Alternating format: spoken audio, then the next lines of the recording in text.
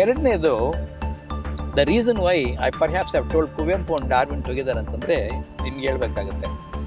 Darwin ತನ್ನ origin of species ಬರೆದ ಮೇಲೆ ಕೊನೆಯೇ ಒಂದು ಪ್ಯಾರಾಗ್ರಾಫ್ ಬರೀತಾನೆ. ಆ ಪ್ಯಾರಾಗ್ರಾಫ್ ನನಗೀಗ ಐ ಕಾಂಟ್ ರಿಪ್ರೊಡ್ಯೂಸ್, ಆದರೆ ಆ ಪ್ಯಾರಾಗ್ರಾಫಲ್ಲಿ ಎಷ್ಟು ಸೃಜನಶೀಲತೆ ಅಥವಾ ಎಷ್ಟು ಸಾಹಿತ್ಯಿಕವಾಗಿದೆ ಅಂತಂದರೆ people have become awed by that style. ಎಷ್ಟು ಅದ್ಭುತವಾಗಿ ಬರೀದಾನಪ್ಪ ಡಾರ್ವಿನ್, ಎಷ್ಟು ಚೆನ್ನಾಗಿದೆಯಪ್ಪ ಅಂದರೆ ಸಾಹಿತ್ಯ ಅಷ್ಟು ಚೆನ್ನಾಗಿದೆ. ಅಲ್ಲಿ ವಿಜ್ಞಾನ ಇಂಪಾರ್ಟೆಂಟ್ ಅಲ್ಲ, ಅಲ್ಲಿ ಸಾಹಿತ್ಯ. ನೀವು ಕುವೆಂಪು ಅವರು ಬಂದರೆ ಕುವೆಂಪು ಅವರ ಎಲ್ಲ ಬರಹಗಳಲ್ಲೂ ವೈಜ್ಞಾನಿಕ ಚಿಂತನೆ ಅಷ್ಟೇ ಗಾಢವಾಗಿದೆ. ಹಾಗೆ ನನಗೆ ಇವರಿಬ್ಬರು ಕೂಡ they are blend of science and arts.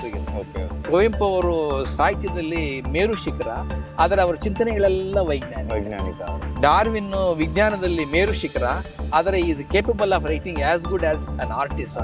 Literature ಸಾಹಿತಿ ಬರೆದಷ್ಟು ಅವನ ಬರಹಗಳು ಆಗಿನ ಕೆಲವರೆಲ್ಲ ಅದನ್ನ ಹೇಳ್ತಾರೆ ಏನೋ ವಿಕ್ಟೋರಿಯನ್ ಸ್ಟೈಲ್ ಆಫ್ ರೈಟಿಂಗ್ ಅಂತ, ಬಟ್ ಅಲ್ಲ, ಅವನದೇ ಒಂದು ಸ್ಟೈಲ್ ಇತ್ತು, ಅವನದೇ ಒಂದು ಏನೋ ಆ ಎಫೆಕ್ಟಿವ್ ರೈಟಿಂಗ್ ಇತ್ತು.